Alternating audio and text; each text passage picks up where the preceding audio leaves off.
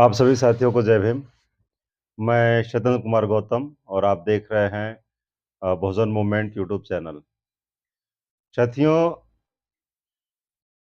2024 के आते ही बहुजनों में एक नए सवाल अब बहुत तेजी के साथ एक दूसरे से करते हुए नजर आ रहे हैं सारे बहुजन कि 2024 में क्या होगा अगर फिर से बीजेपी आ जाएगी, संविधान समाप्त हो जाएगा, इस देश का क्या होगा, इस संविधान का क्या होगा, बहुजनों का क्या होगा।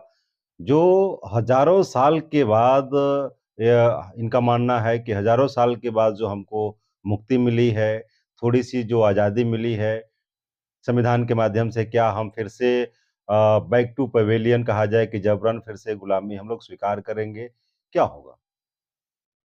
साथियों, कई सारे लोगों ने हमसे भी पूछा कि क्या इस बात का आपके दिमाग पर दबाव नहीं है, प्रेशर नहीं है कि 2024 में अगर बीजेपी आ जाती है तो इस देश का क्या होगा, संविधान का क्या होगा? क्या हम बहुजन फिर से गुलाम हो जाएंगे? क्या इस देश में फिर से वही जो बाजीराव पेशवा का जो शासनकाल है, जो पेशवा शासनकाल है, क्या वही फिर से आ जाएगा पूरे देश में? क्योंकि बहुजन का अपना एक दृष्टिकोण है देखने का। वह भारत को बौद्धमय करना चाहते हैं और लेकिन इस 24 के शुरुआत में ही जैसा कि आप लोगों ने देखा कि अयोध्या में राम मंदिर निर्माण हुआ उसमें, और ऐसा कहा जा रहा है कि राम राज्य आने जा रहा है। और विपक्ष भी विपक्ष जिस तरह से दिखना चाहिए, क्योंकि बाबा साहब कहते हैं कि लोकतंत्र में विपक्ष का मजबूत विपक्ष का होना ज़रूरी है।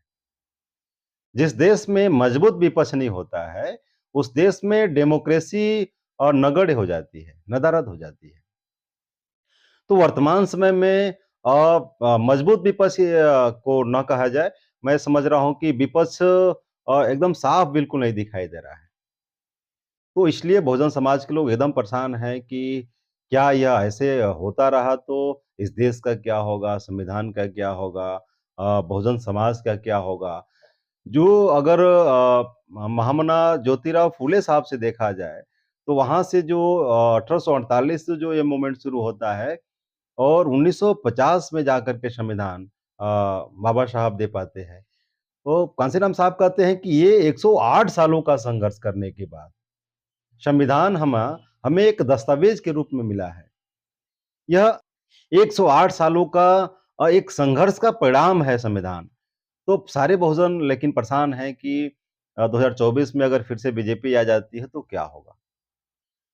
साथियों, एक बात है कि समस्याओं से परेशान होकर के निर्णय लेना अलग बात है और समस्याओं के समाधान के लिए निर्णय लेना अलग बात है। चूँकि बहुजन समाज आज परेशान होकर के ऐसा निर्णय ले रहा है और वो सोच नहीं पा रहा है कि हम क्या करें? समाधान के लिए अगर निर्णय लेता, समाधान की तरफ अगर सोचता, चिंतन-मंथन करता तो उसे ज़रूर उसे जवाब मिल जाते। क्योंकि तथागत बुद्ध कहते हैं अत दीपो भव।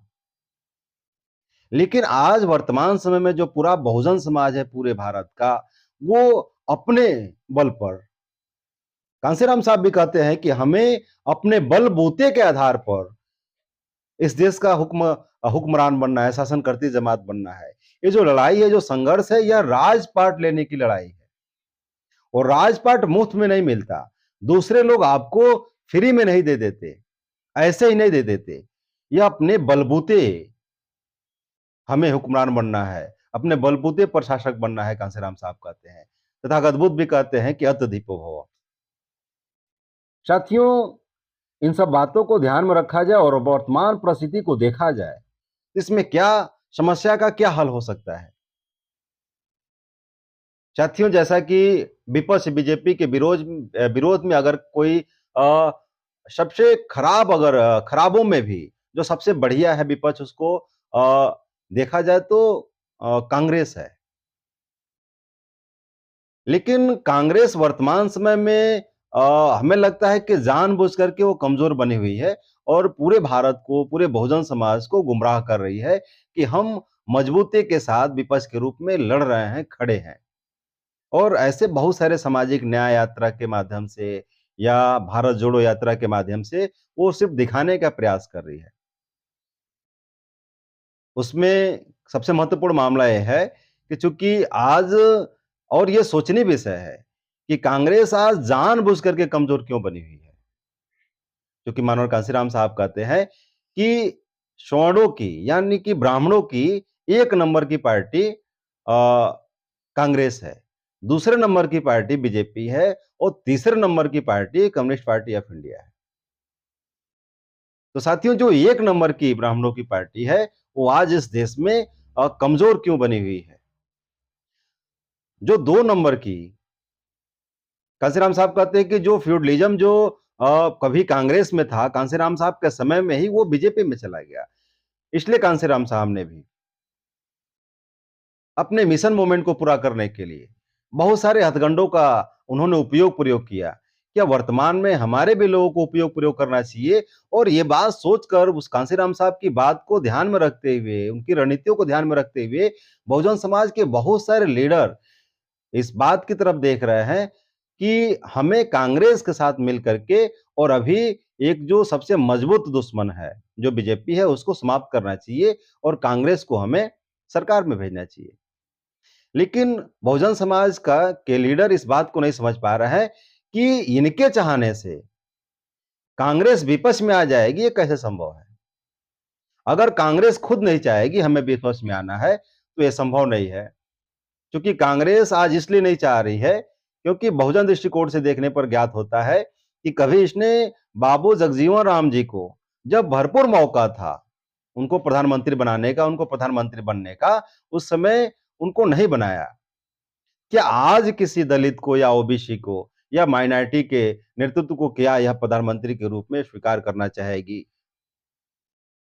क्योंकि आज कांग्रेस के सामने जो प्रधानमंत्री पद का जो चेहरा हो सकते हैं, वो अभी सब लोग देख रहे थे कि नीतीश हो सकते थे।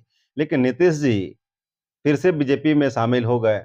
अब जो वर्तमान में भारत में जो चेहरे बचे हैं, वो लालू यादव जी हो सकते हैं, बहन कुमारी मायावती जी हो सकती हैं, स्टालिन हो सकते हैं, हेमंत सोरेन हो सकते हैं, अखिलेश जी हो सकते हैं या जो कांग्रेस के जो नेशनल प्रेसिडेंट हैं, मल्लिकार्जुन आदरणीय मल्लिकार्जुन खड़गे साहब वो हो सकते हैं। लेकिन क्या इन लोगों को कांग्रेस प्रधानमंत्री का चेहरा बनाने के लिए तैयार है? मुझे लगता है कि नहीं तैयार है। कांग्रेस का अपना नेशनल प्रेसिडेंट भी जो मल्लिकार्जुन खड़गे जी हैं उनको भी यह प्रधानमंत्री पद का चेहरा बनाने के लिए मुझे लगता है तैयार नहीं है। क्योंकि जब तक इसको स्वर्ण चेहरा नहीं मिलता है, तब तक मुझे लगता है कि भारत में ये ऐसे ही कमज़ोर बनी रहेगी और इस दरमियान इसके लिए जो बीजेपी के पास कोई चेहरा हो, मोदी का चेहरा उससे उपयुक्त है। अगर खड़गे प्रधानमंत्री बनते हैं, उससे उपयुक्त उनके पास कांग्रेस का चेहरा, कांग्रेस के पास बीजेपी का जो चेहरा है नरेंद्र मोदी जी का, वो है। इसलिए कांग्रेस जानबूझ करके कमज़ोर बनी हुई है।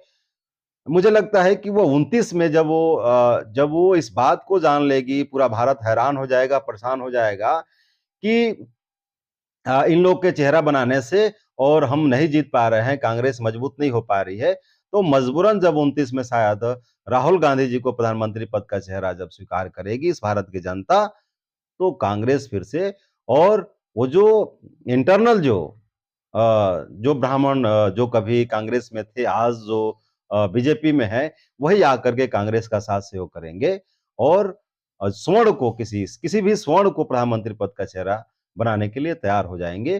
फिर से वो बाजी पलट सकती है, लेकिन उससे बहुजनों की स्थिति में कोई बदलाव नहीं आने वाला। अगर उससे बहुजनों की स्थिति में कोई बदलाव नहीं आने वाला है, चाहे कांग्रेस आती है या बीजेपी आती है, तो फिर इन्हें अपने आप पे सोचना होगा कि हम क्या करें? साथियों, इस बात को चूँकि कांशीराम साहब के साथ काम की हैं बहन कुमारी मायावती जी, सबसे पहले उन्होंने इस बात को समझा और वो लगातार इस बात को कह रहे हैं कि नहीं हम इस देश में अकेले चुनाव लड़ेंगे। धीरे-धीरे जो लोग इस बात को समझने लगे, वो लोग भी फिर धीरे-धीरे बहन जी का ही राग अलापने लगे कि हम अकेले लड़ेंगे और फिर वे सारे लोग अपनी वैचारिकी को, अपने संगठन को मजबूत करने में लगे हुए हैं। साथियों, अगर इस देश में बहन जी के साथ आकर के कोई तीसरा अगर मोर्चा बनता है, अगर तीसरा मोर्चा बनता है, अगर शायद बीजेपी ना जाए, लेकिन मजबूत विपक्ष खड़ा हो सकता है, जिससे इस देश में डेमोक्रेसी बच सकती है और संविधान बच सकता है। तो इस देश के जो ओबीसी के जो लीडरान हैं, जो माइनॉरिटी के लीडरान हैं, जो शेड्यूल कास्ट के और भी जो दूसरे लीडरान हैं, इन सब साथियों को इस बात पे सोचना होगा और मजबूत विपक्ष बनने के लिए तीसरा मोर्चा बनाने की तरफ ध्यान देना होगा। हमारे बुद्धिजीवी लीडरान इस प्रकार का करेंगे, ऐसी आशा और विश्वास के साथ मैं अपनी आज वाणी को विराम देता हूं। आप सभी को आप सभी ने मेरी बात को ध्यान से सुना, इसके लिए आभार, धन्यवाद। जय भीम, जय बहुजन समाज।